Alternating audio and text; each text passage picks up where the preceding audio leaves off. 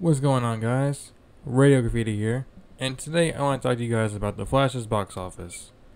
Um, yeah, it's not looking good at all. It's done even worse than Black Adam's box office, which we all know was a complete disaster. And The Flash had a pretty huge budget, but why did it fail? That's what I want to talk about. Why did this movie fail to this extent? Now, it's not a complete failure yet. It could do pretty well. It could have some strong legs at the box office. Could make an assload of money, but reports already came out saying that the movie basically has to do as well as the Batman to be able to even be in the talks for a sequel, but opening this low, it's not looking good. That's pretty much impossible, actually. So why is the movie having such a terrible opening weekend? Well, I think it's because multiple factors, kind of like with Shazam 2. There's a lot of factors for why that movie flopped. I think there's a lot of factors for why The Flash isn't doing so well. I think the biggest problem is Ezra Miller, aka the lead actor. A lot of people, they look at Ezra Miller and everything he's been doing for the past couple years. They've seen the headlines that have been going out for years now about he done this, he's done that. It seemed like every other week there was a new Ezra Miller headline at a certain point in time, and it was just a lot for people, and I don't think a lot of people want to support a film with the lead actor having all these accusations against them. I mean, I know there's been other people that work on the film. There's so many other people who you're supporting when you go watch the film other than just the lead actor. So I think that it's kind of a silly reason to not go see the film, but I mean, people are going to have their reasons, and that's on to them. I think another reason is all the fan screenings that they did. I mean, they showed the whole movie like a good 2 months in advance at CinemaCon, so there's already been reviews going out for months and months, and now it's just like we're getting leftover scraps, and the movie's just not releasing. It just feels like a huge event. But instead it feels like, oh, this movie finally came out, everyone else has already seen it. There's already been so many fan screenings all over the fucking world for this movie. So it kind of makes you feel like you're just watching something that you feel like thousands and thousands of other people have already seen anyway.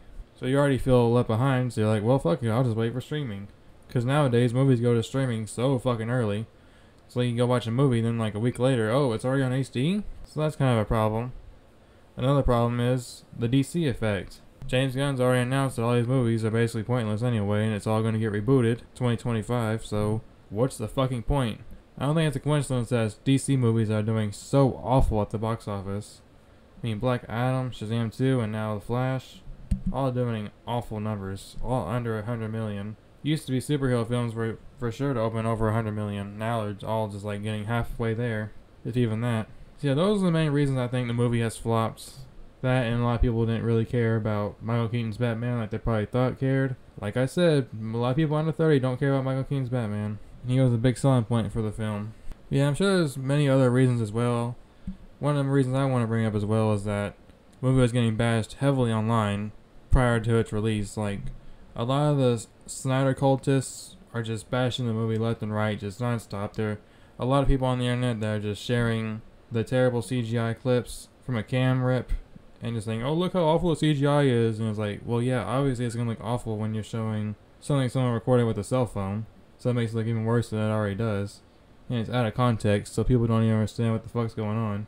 Like I've literally seen clips online of people saying like, oh, here's how Michael Keaton dies in The Flash, and it's him, one of his deaths, but they don't understand the context, and that he gets revived, and then he keeps dying over and over. It's part of the movie, the whole point of it. But they don't care. It gets some clicks, gets some views, a lot of likes, so they're like, whatever, who cares?